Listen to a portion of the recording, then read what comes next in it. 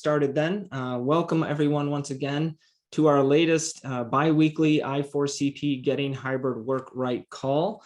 Great to see so many of you joining us on this Thursday. If this is your first call or one of your first few with I4CP, just want to share that we are a human capital research firm. We discover the people practices that really drive high performance.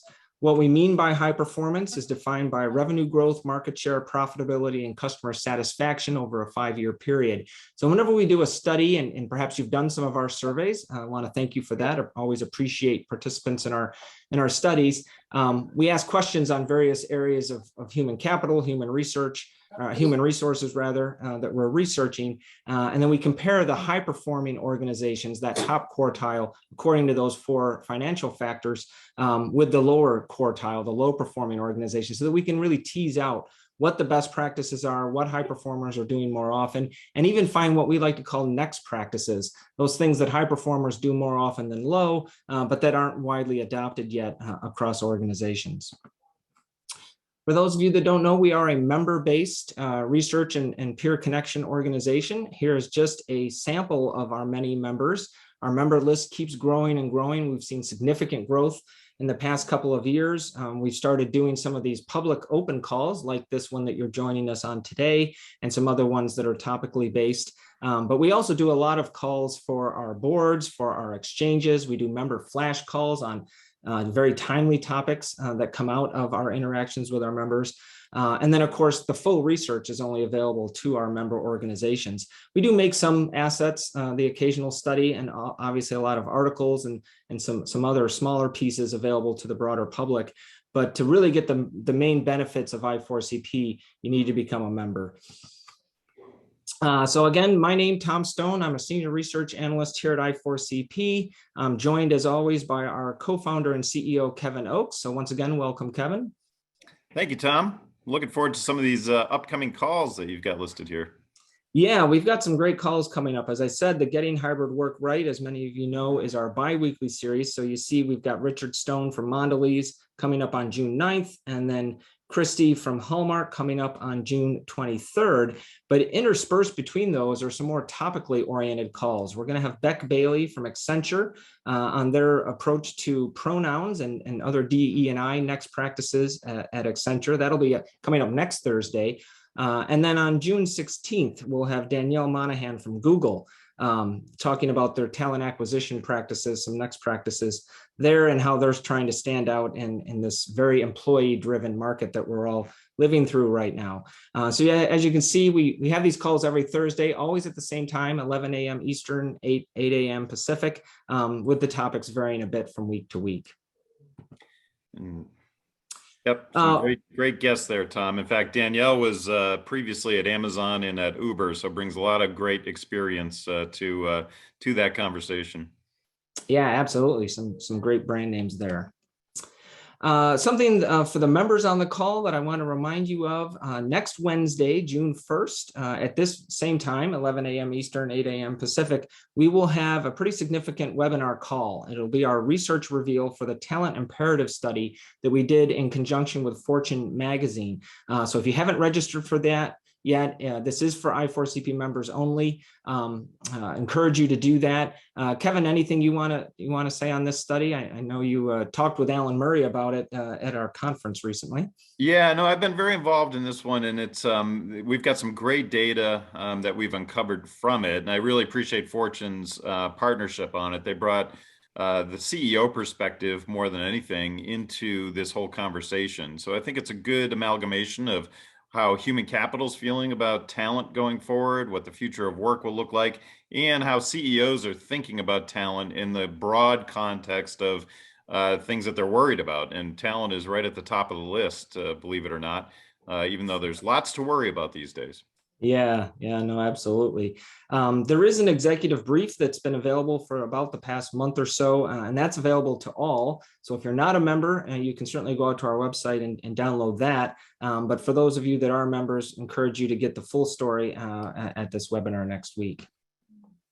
Also want to plug something that I just mentioned, our most recent conference. The next one has been scheduled March 27th through the 30th next year, 2023.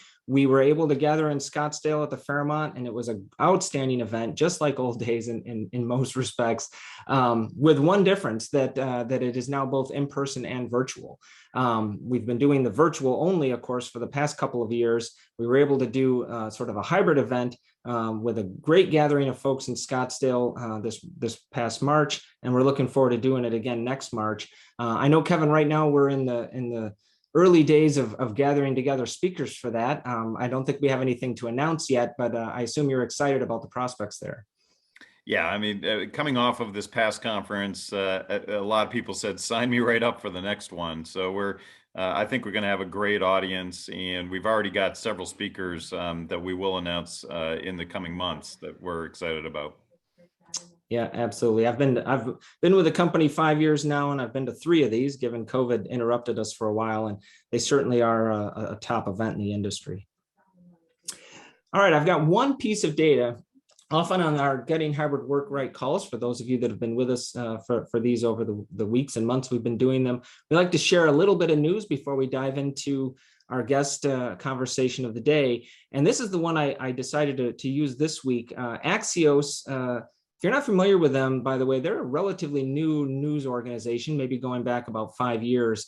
But they've really staked out a nice niche for themselves. They have a lot of newsletters on a wide range of topics, including things like future of work and other things that would be of great interest to everyone on the call. They partnered with the more established Harris polling organization.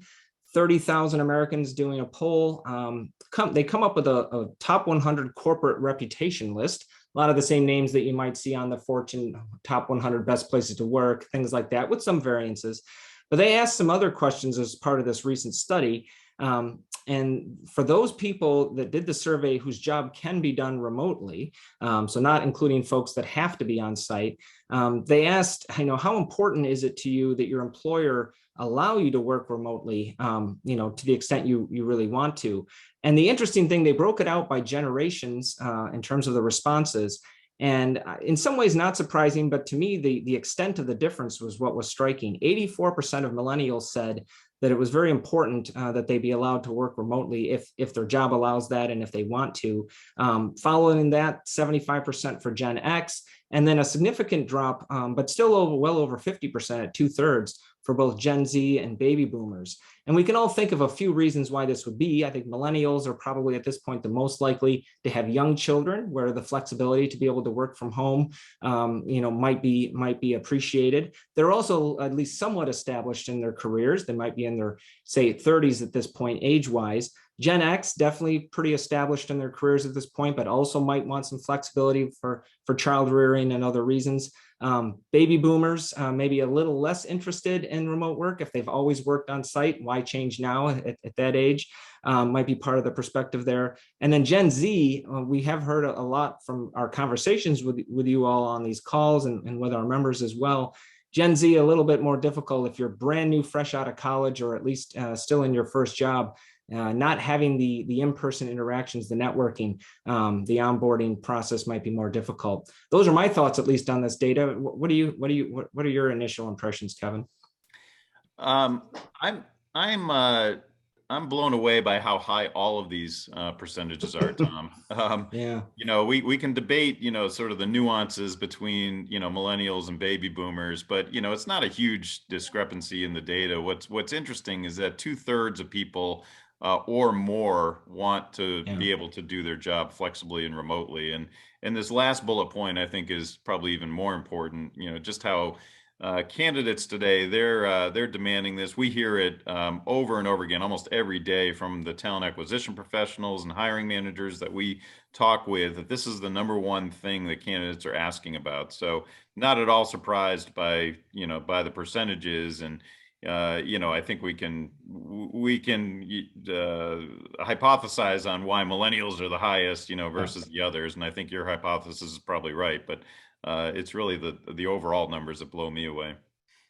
Yeah, no, I agree. They're definitely higher than I expected overall. And even that 49%, that very last data point in the last bullet, that's almost 50% of even Gen Z willing to take a pay cut. And on average, a lot of Gen Z folks wouldn't have risen up the pay salary bands yet. So, money, the marginal dollar for them, all the more precious. So very interesting results.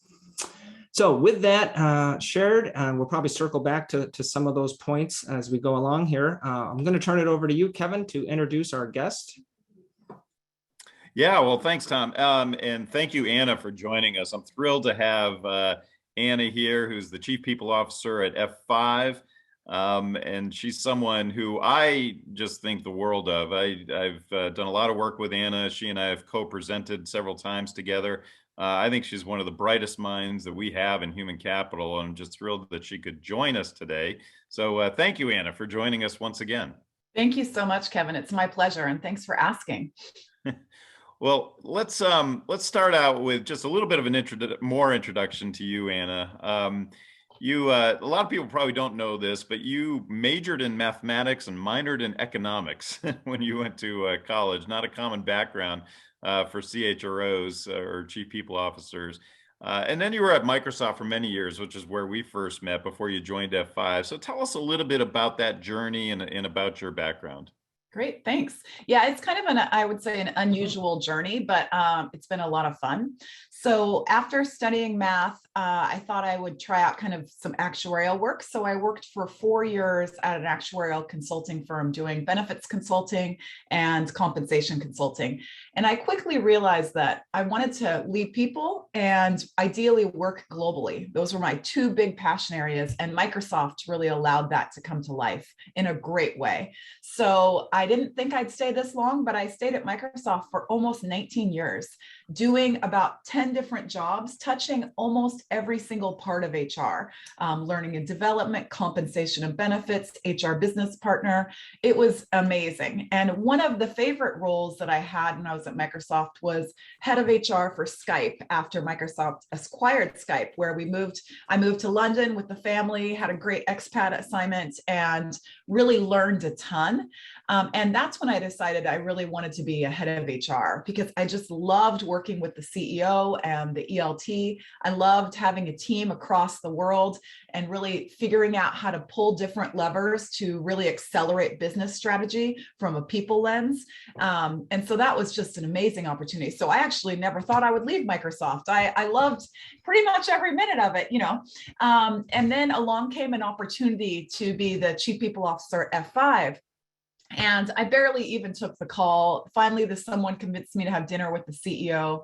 And the CEO is Francois Lecaudenu, and he is really an amazing CEO.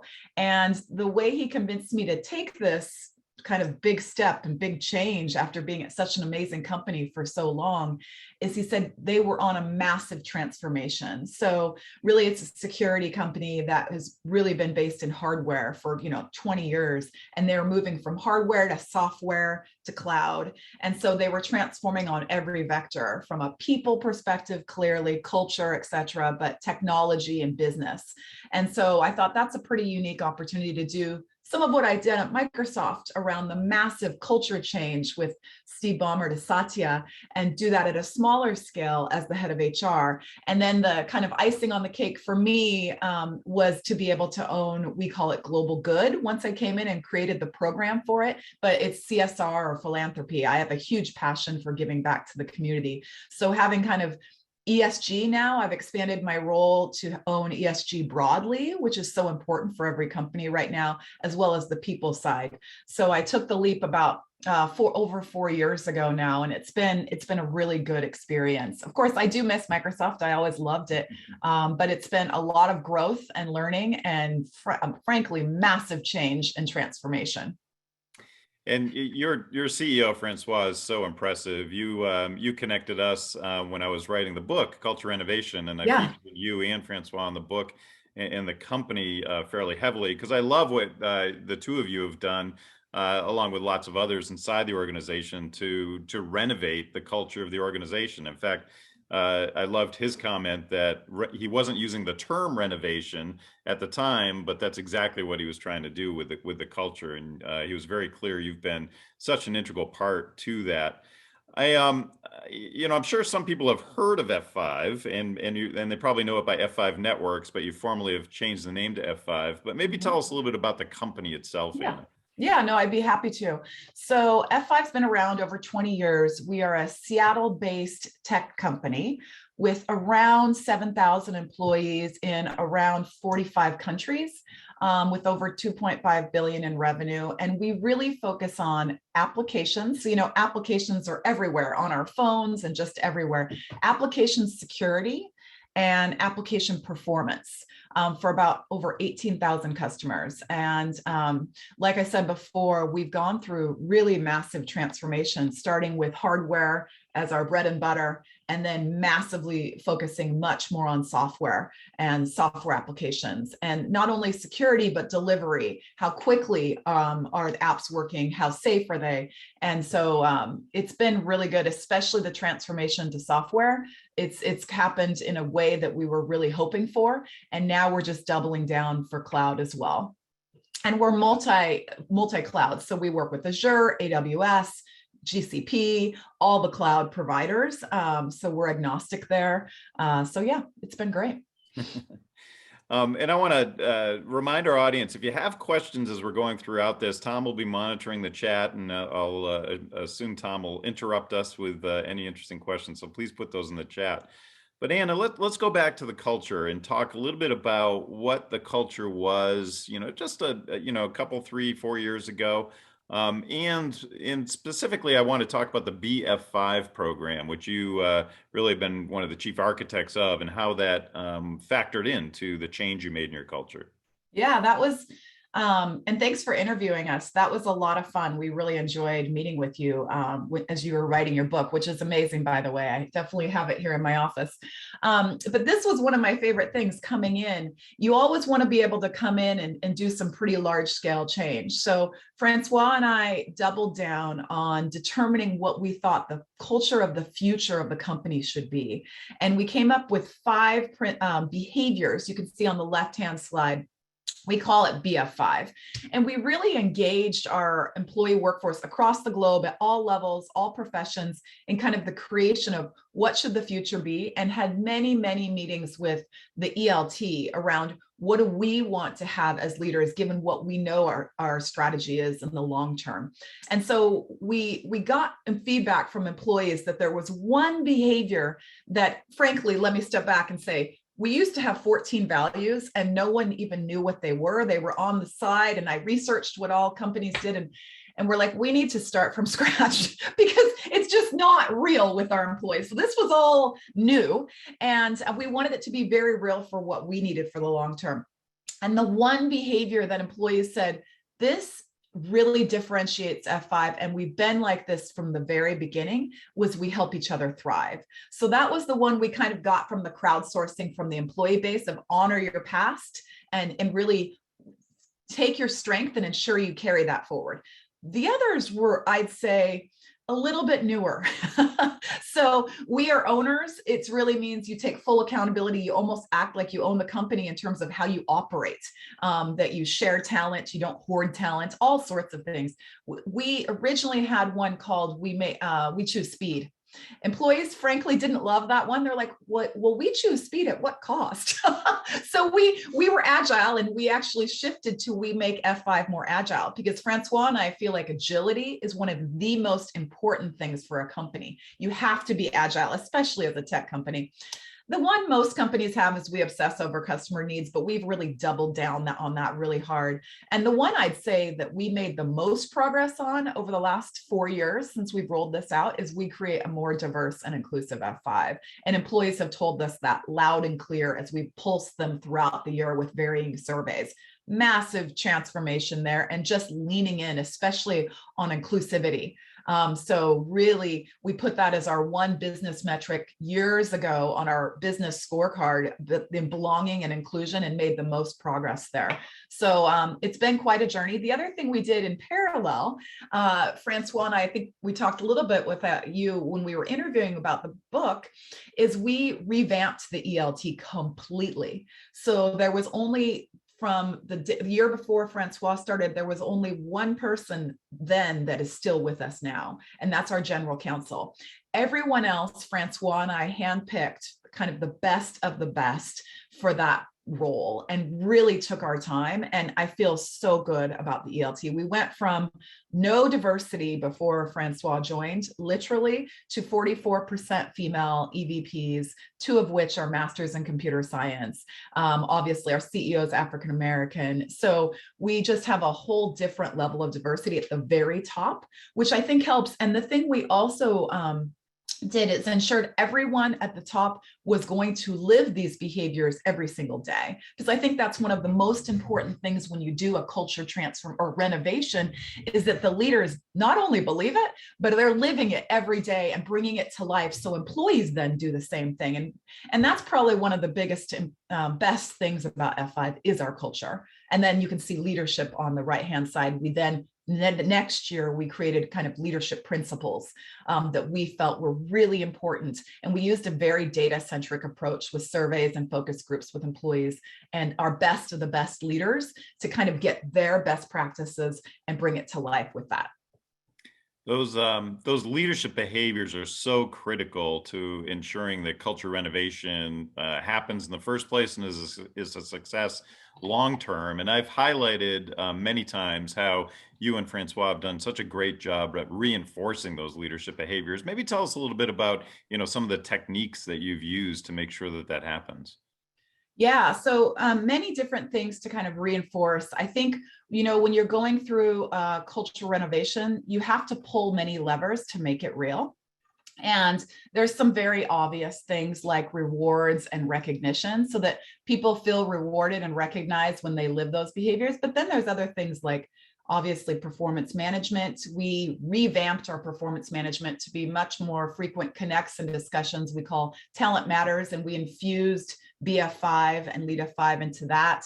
Trainings, we have many trainings and learning paths that really align to that as well. Even our new hire onboarding goes pretty deep so that when you join F5, and even frankly in the interviewing process, we talk a lot about it. So the culture comes to life when you very first start learning about F5. We call our recruiting process F5 reinvent, because we reinvented how we did recruiting. And then even progression planning, it's normally called succession planning. I call it progression planning. And as we look at candidates for key roles at the top, how do they live those behaviors? And if they don't, they really shouldn't be a candidate. And we communicate in many different ways. And one way I think that's been most helpful to bring it to life is in our leadership offsites.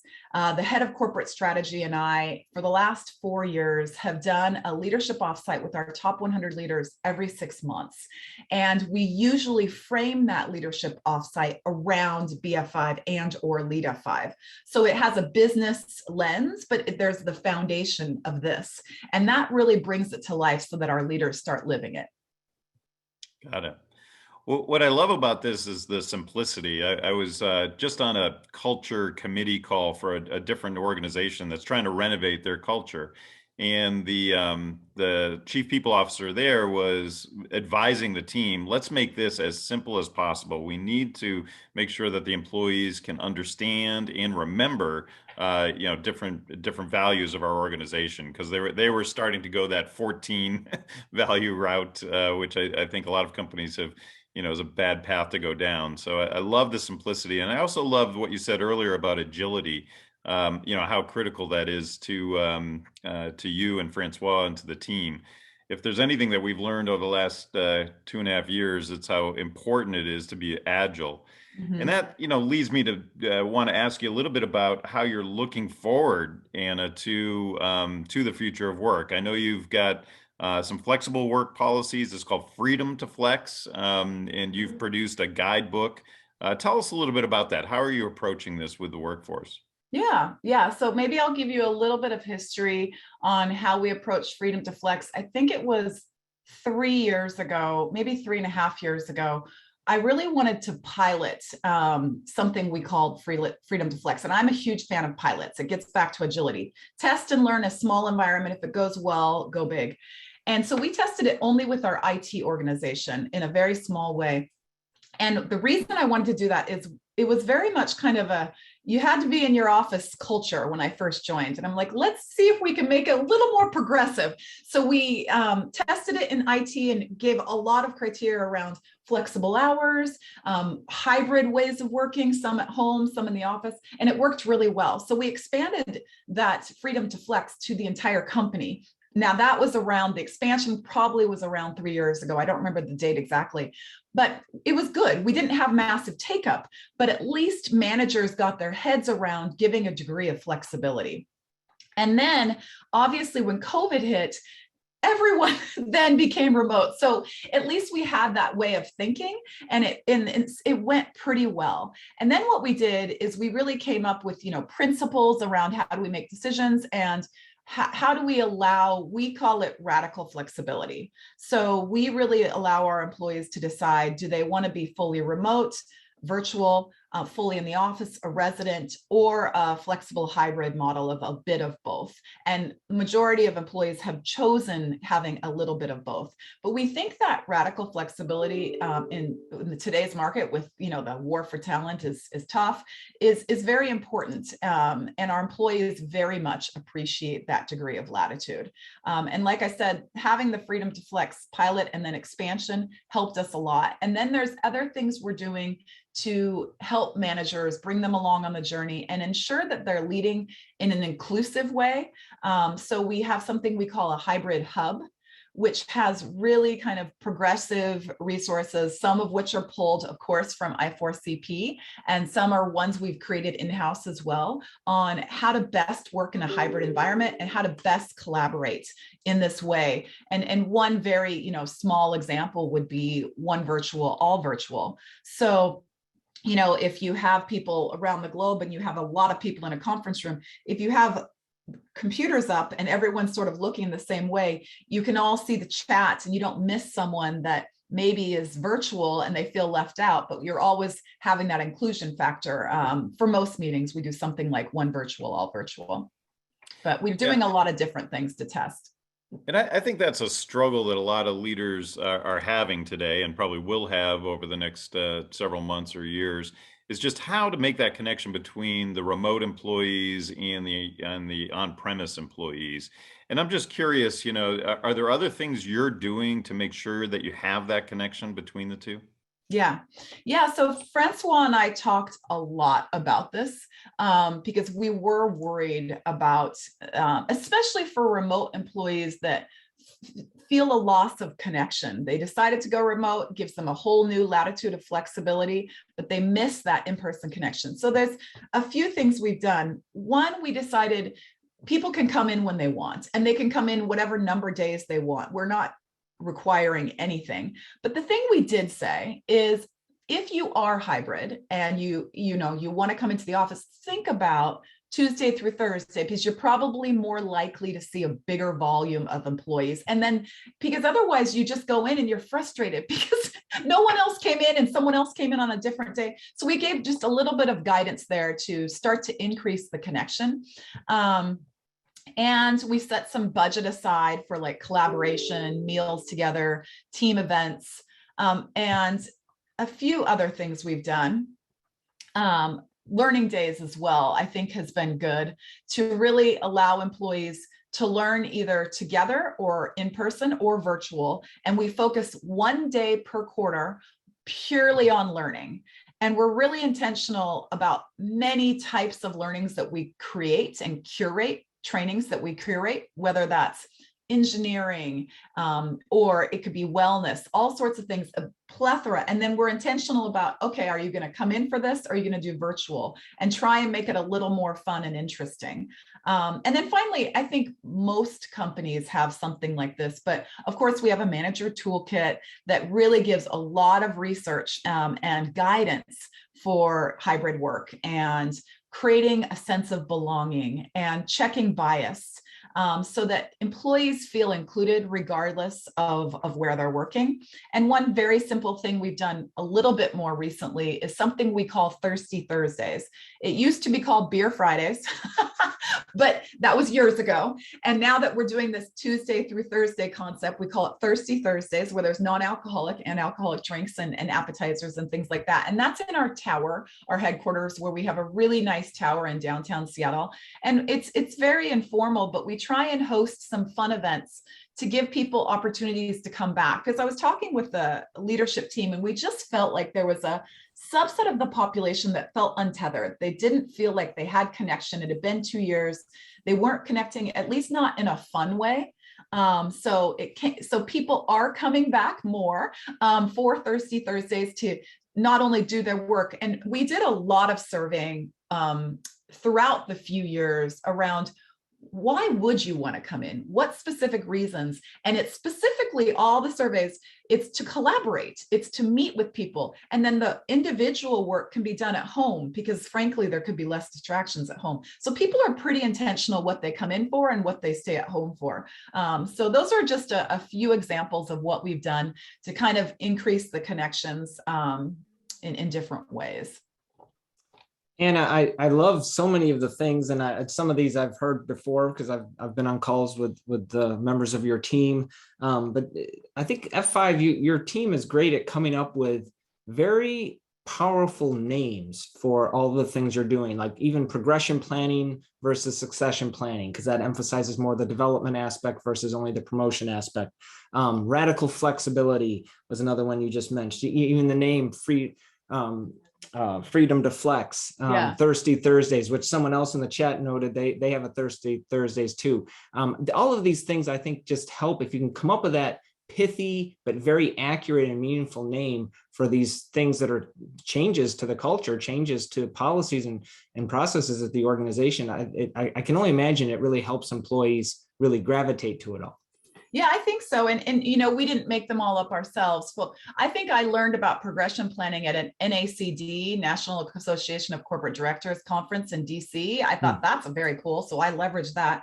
Radical flexibility, I think many organizations, Microsoft, I4CP, many organizations use that. So we copied that one. I think Freedom Flex, we might've made that one up ourselves. Yeah. And I'm not the best namer. So I do crowdsourcing with the team to say, we need something to your point, pithy and memorable, so it catches on. So people, use it. Well, even another one virtual, all virtual. I noted that one in the chat, and I've been re-emphasizing some of these other ones in the chat as well for folks, just so they don't lose them as we're talking. One virtual, all virtual. Other organizations we've talked with and interviewed and so on are trying that same approach to hybrid meetings or hybrid training sessions, because it is a struggle. It was a struggle before COVID, and now it's still a struggle even with the greater experience we've all had with it. So great that you're trying that approach. Oh, thank you. And one other name I'll tell you that is my #1 favorite that I have not yet mentioned, and I think my benefits leader came up with it, is wellness weekends. So we were super excited we originally, the year before last, created something we called Wellness Days. And it was 1 day per quarter where employees could take off and spend time in whatever way was good for them, walking in nature, being with their kids, whatever is good for them. And then we're like, employees love this. Let's raise the bar this year and do wellness weekends where they get a Friday through a Monday off as a company. And they have that long weekend once per quarter. And it's been the best thing we've ever rolled out.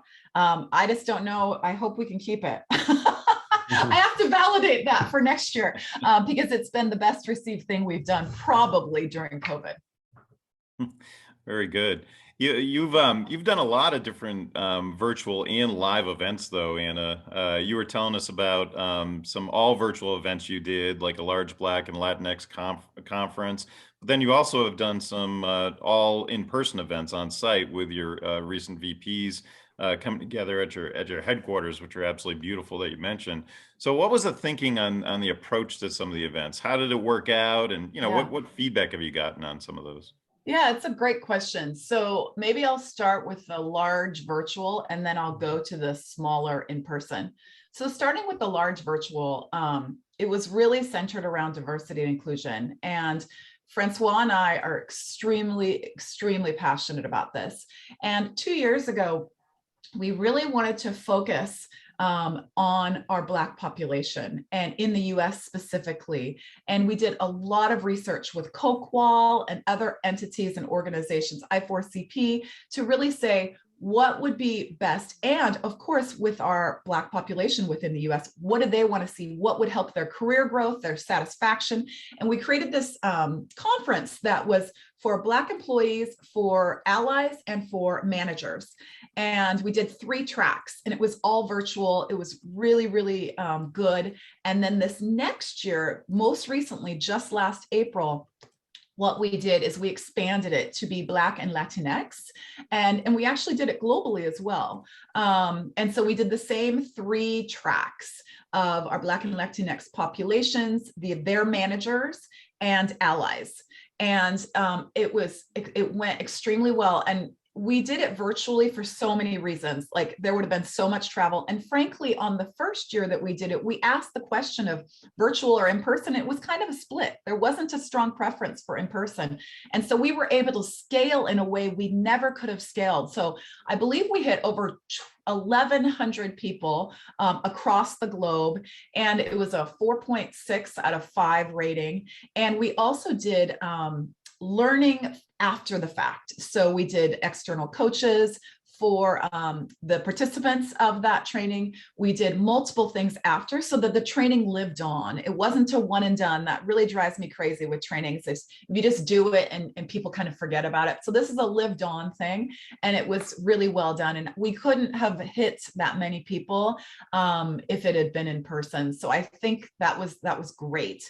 And we also we tried to make it different and cool since it was all virtual. We even did after parties after the conference, and we did it by theater. So we did Americas, we did EMEA, and we did Asia. And then after parties afterwards, where you could do fun things and also learn trivia and other things. So that was really well received, and we'll keep learning and keep trying to raise the bar on how we do it in the future for next year versus the in-person. So we're really intentional up front. What are the objectives we want to get? Who's the audience? And what's the best way to roll this out? So when was this? It was a month ago. It was very recent. We did our first ever since COVID in-person VP offsite. So it was not quite 100 VPs, and brought them in from all around the world. And it was not mandatory, because we feel strongly we don't want anyone to feel uncomfortable. We did require vaccinations and proof of that. And we did PCR testing in advance. So it was all very well handled from a health perspective. And if people didn't want to attend, they didn't need to, but there was not a hybrid option. So this was an intensive 3-day thing with all of our VPs. And it was centered around, we just created strategic promises for the future of F5 over the next 2.5 years. And we wanted to bring them along, not only on the strategic promises, but also on how we work to be able to achieve those promises and how to have breakthrough conversations. And because of the design and objectives of that offsite, it would not have worked well virtually, at least in our opinion. So it was very well worth bringing everyone in from all around the world to do this really in-depth. And at times I was very clear up front, the head of strategy and I, this will be a roller coaster. You're going to hit some high points and some real low points, but we'll get back to the high points, because that's how we become better together, is getting uncomfortable and figuring out how we can best work together to make these strategic promises come to life for the company. So it was actually our best one yet. Part of it might have been over the last 2 years, all of them have been virtual. So it was nice to be back together finally with our leaders from all around the globe. That's a compare and contrast, I would say, on the in-person versus the virtual. Excellent. Tom, I know we had prepared a poll, and maybe now is a good time to launch that. Yeah, absolutely. So thanks, Zeta, for bringing up our poll. You've talked a little bit, Anna, about managers at F5. So this question is very much focused on that level of employee, middle managers, directors, frontline leaders. So we're curious from everyone on the call, what are you seeing around their response to the organization's flexible hybrid work policy? They might be pushing back because they want greater flexibility. They might be pushing back because they want less. They'd rather that the members of their teams come in more often, or they might not be pushing back at all. They think you've hit the right chord with whatever policy you've currently got. So thanks everyone who's currently doing the poll, and we'll share the results here in just a moment, but results are still streaming in. While we're waiting for that, Anna, what's been the response from those sort of mid-level frontline leaders and mid-level managers at F5? Yeah, in general, they've been very bought in on the whole radical flexibility. I've not heard anyone say they want greater flexibility. No Okay. managers have said greater flexibility because we kind of have that radical flexibility. Pretty strong already, yeah. But what I have heard more recently is, and I don't know why I didn't hear it strongly before, is from some engineering managers, okay, we're a little too flexible here. Like, we want our engineers to come more in person. So that's what I'm just starting to hear a little bit of, that we hadn't heard as much of. Right. Well, that would be align those engineers at least with the second row here. It's interesting, we had just as many, 19% saying, significant pushback because they want more flexibility, significant pushback because they want less. So those would be aligned with some of those managers of engineers at F5. But it's nice to see 57% saying not seeing much pushback from mid-level managers and directors. Sounds like a lot of organizations so far hitting the right chord, at least in alignment with what management would like to see. Now, I note again, this was not a question about the CEO and what they might want or other members of the executive team. That we're really interested here in that mid-level manager area. Mm-hmm. Now, we've had one question a couple times in the chat now, I think from the same individual, around how do you convince employees to work in the office? And I'd be curious how you would respond to that, Anna. My personal response is you don't try to convince them, you try to entice them, but you tell me how you would. Yeah, that would have been my answer too, because we really do want them to have that flexibility, but enticing them would be, for example, real intentionality on why. Like, why would they be coming in and what is the purpose? And we do that for like offsites where we'll fund the travel to bring everyone together, because there's such a great purpose in having everyone together periodically. The other enticing thing we do, obviously, is the Thirsty Thursdays. That is enticing employees to come in much more than they were before. And then if they're coming in for that, they're doing meetings more broadly in person. So there's very business objective reasons to bring them in with the clarity on the why. And then once they do it, they're like, oh my gosh, this has been great. I guess I was a bit untethered to the company because I hadn't met people in person, and I'm leaving with a whole new energy when you've met people. And then that word travels as well. So it's intentionality of meetings, what we're going to do together, and the difference that work will make together, especially strategic planning or brainstorming from an engineering perspective on a whiteboard. There's ways you can do that virtually successfully as well, but there's kind of no difference you can have. It's just quite a difference being in person. So those are just a few ways, but we don't force people. Got it. Now, let's go back to the well-being topic. You mentioned, I would call it well-being half a week rather than a weekend, which is what you're offering. But I'd love to just hear a little bit more about your focus on mental health. I know this is something that you've put a lot of time in, and over the last couple of years, F5 as an organization has rolled out some pretty broad programs. How have those initiatives been received, and maybe just tell us a little bit more about them?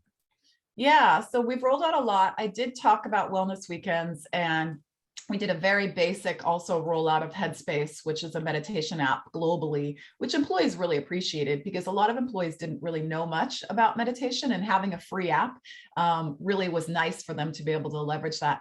Then there's a little bit more kind of creative things we've done. We piloted, yet again, I'm a huge pilot fan. We piloted this mental health first aid course in the UK. And we like to also pilot in different geographies. And it really allowed managers to have a better understanding of mental health challenges. No, by no means be anything close to a counselor, but understand what the issues are, and really lead with more empathy and compassion, and be able to help people understand what resources are available.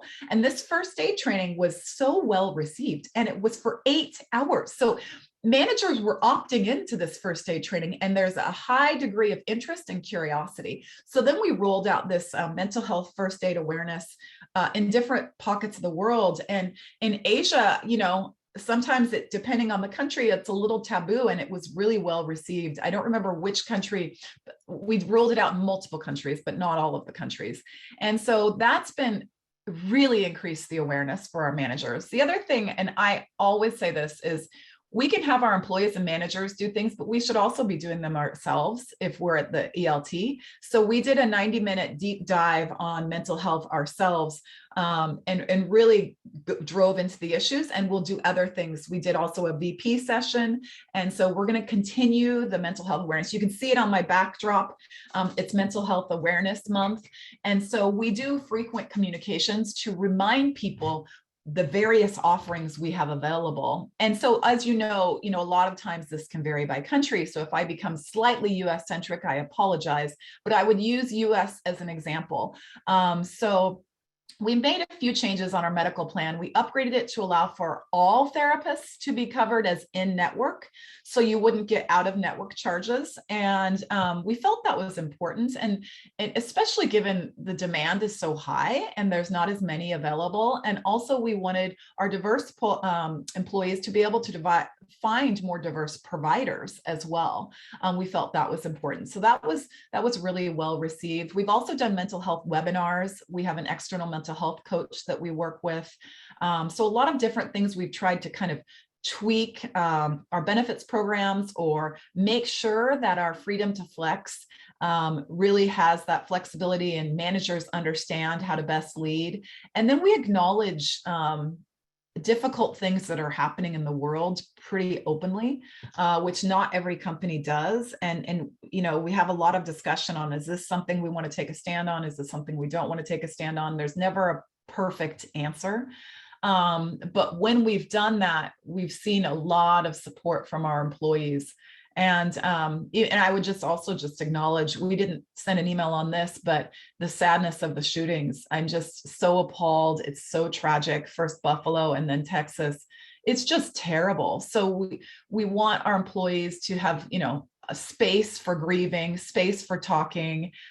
We just feel that's really important. And we've tried to remove any taboo anyone may have felt about mental health in the past. That's really important to me. So those are a few examples. We do this thing in our company every Wednesday morning where we all get together for coffee together. And so yesterday morning, it was really just talking about the horrible shootings in Texas, and just letting people vent a little bit about it. I think that's, you have to do that more and more these days, it feels like. But I can sympathize with, what do you comment on as an organization? It's getting more and more challenging, I think, for companies to figure that out, and what do they speak up on and what do they not speak up on? And on that note, I'm so grateful for Francois, for our CEO, because he will take a stand, and he's just so amazing to work with. I think there's many other CEOs out there that just don't want to take a stand on certain things and don't want to get into it. They're concerned about employee backlash or customer backlash. And so he's just amazing to work with on this. I love that about him, and I love that about your organization, because it does take some boldness to do that. And I think, frankly, I think a lot of companies got a little bit spooked about what Disney just went through in Florida, right? And I know for a fact that some CEOs, have kind of ratcheted down, what they're going to talk about externally. But boy, when it comes to something like that just happened in Texas, that's it's just mind blowing, and it has made a lot of people very, very angry. Yeah, it's really terrible. It's so tragic.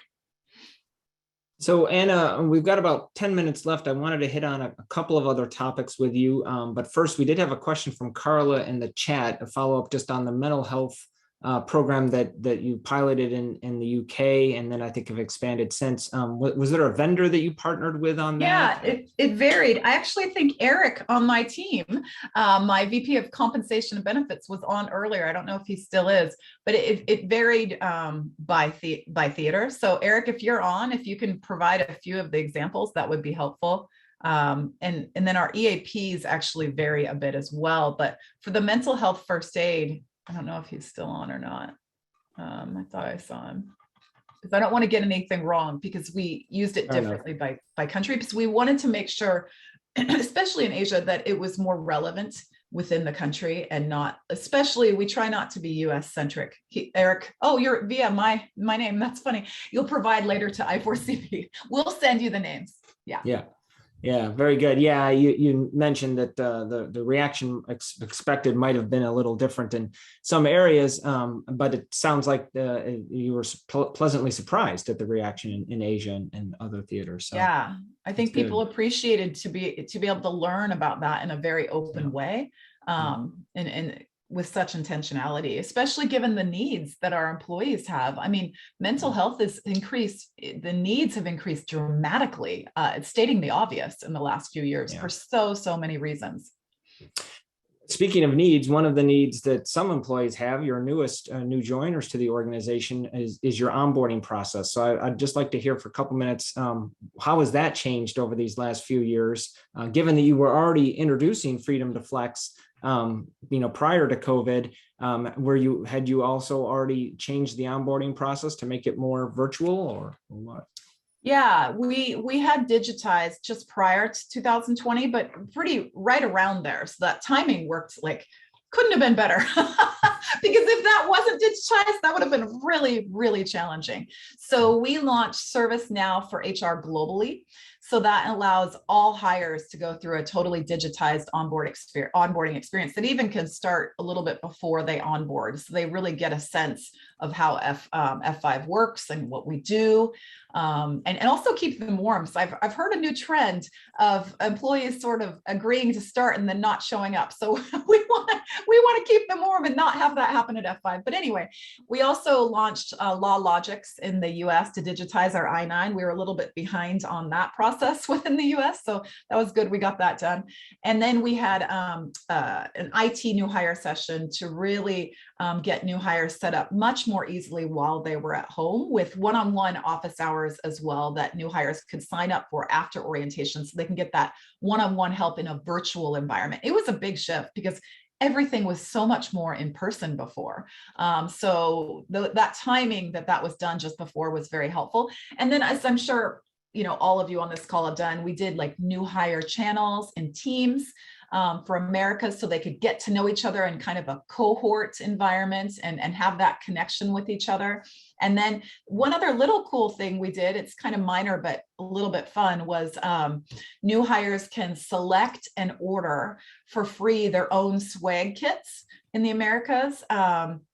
So, during COVID, they weren't all getting their swag packages due to logistical issues. So this is where self-serve. If you want this, order it. It will come to you, that sort of thing. Very good. The last thing that we had said we would touch on here, and we've got 5 minutes left, so I would like to touch on it. One phrase that I know you use a lot at F5 is humans first, or human first, as your philosophy or perspective. We talked about the horrible shootings in Texas and Buffalo. The other big thing in the news, of course, past few months has been the war in Ukraine. I believe you said you don't have much in the way of full-time employees, but you do have some contractors you've worked with in Ukraine. How have you applied your approach, human first, and so on to your dealings there? Yeah, I have to say I have the highest degree of gratitude for my EMEA HR team, Europe, Middle East, and Africa. They have leaned in so hard to provide the best possible support to our contractors in Ukraine, which were more UX designers. And they were a critical part. They weren't full-time employees, but they were contractors. And we really treated them full-time. We were in contact with them twice a day to make sure that they were okay. We hired International SOS to provide crisis management support and resources and outside in kind of points of view. And International SOS was so helpful for us on security, logistical, medical information. They even, we worked with them to provide the Ukraine team specifics so they could decide where to go for their family's safety, communications, roads, essential goods needed, border crossing, evacuations, accommodations, everything. And then we also, of course, worked with Deloitte, and we were able to hire a few of our contractors early on into other countries, so Czech Republic and Poland as full-time. And then we're just remaining in contact with the rest of our contractors. And frankly, I think the HR team has become friends with our Ukraine contractors. And it's just been, they were just given a big award at our last company meeting for all they've done for those in Ukraine. And then that goes beyond, we also created an emotional support hotline for that team, because we can't even imagine being in this situation in a war, worried about your family's life. So we had an emotional hotline, support hotline for them to call into, in addition to the HR person they talked to a few times a day. So they definitely had the resources. And then also we had our F5ers around Europe, especially Poland, really take in a lot of refugees and take them into their homes, provide them food, shelter, and we really evangelized some of those stories too. And it was really amazing what's been done and what continues to be done. Wow, that's very impressive. That's definitely taking that human first philosophy to another level, actually, recognizing, evangelizing, encouraging F5 full-time employees to take in refugees like that. That's very impressive. So kudos on that for sure. Oh, thank you. I'm very happy with the individuals that did that. It was very nice. Yeah. We have just a couple minutes left. One thing that I didn't say that we would talk about, but I want to just toss to you, and you can answer this any way you want, Anna. What's next? I mean, your organization, the function you lead, HR and F5 more broadly under the leadership of your CEO, Francois, you're already sort of doing a lot of things, what we consider from our research, right, doing things very well. And we appreciate your participation in all of our research given that. But what are you focusing on next, like the rest of this year into 2023? Maybe some things that are expansions of what you've already been doing, or maybe some things you're going to look at? Yeah, that's a good question. I love that question. So one thing I want to double down on is innovation. Like, how are we truly innovating, and how is that coming to life across all of F5, including HR? So innovation is one. So we're working on that and doubling down. The other one is our strategic promises. We have these brand new strategic promises we've just rolled out. We've just got our leaders all on board, and we rolled out new just cause and purpose. So how are we all leaning in as the HR team and the leadership to really bring these things to life? Because purpose, just cause, and really big promises for the company are also helpful. And then maybe the third thing, and this is just off the top of my head, it's not a plan or anything like that. Another thing I'd say is the internal talent marketplace for me is very important. And I think we have work to do here.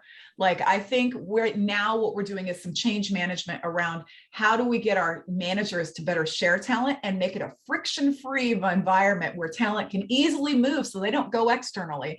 And then what's the talent marketplace, et cetera. So those are a few things that are kind of on my mind. Well, that last one aligns with what a lot of other organizations are focusing on: skills databases, internal talent marketplaces. As a research analyst, I've personally been focusing on those areas. So glad to hear you're also going to be doing that as a push. Right. Yeah, me as well. It's a big area of our research, Anna. So I know we're out of time. So I want to first just really thank you, Anna. I love just listening to you. I feel like we could talk for hours about everything you're doing, but F5, in my opinion, is a real model for companies to follow. And so just, congratulations and kudos to everything that you've done there at F5. Thank you so much, Kevin. I love the partnership with I4CP. I think it's an amazing partnership. We learn a lot from you. Thank you for asking me to join. And I also want to thank all of the attendees. Being in HR is a really hard job right now. We're at the center of everything, providing support for everyone. So I just want to thank all of you for everything you're doing and ask that you take care of yourselves as well. Great message. Thank you. I'll second that for all the attendees today. Great to have so many of you with us. Just want to note, coming up, we'll have Mondelez, which, if you're not familiar with that name, they are the maker of Oreos, along with many, many other products that you probably use or eat every day. We'll have the VP of HR Global Functions, Richard Stone, no relation to me, but we'll have him with us in a couple of weeks to have a similar conversation. What are they doing around hybrid work and flexible work and so on. So great to have everyone with us. Thank you again, Anna. Great partnership with you ongoing and today. Appreciate it, and hope everyone has a great rest of your week. Thank you. Thank you. Bye-bye. Take care.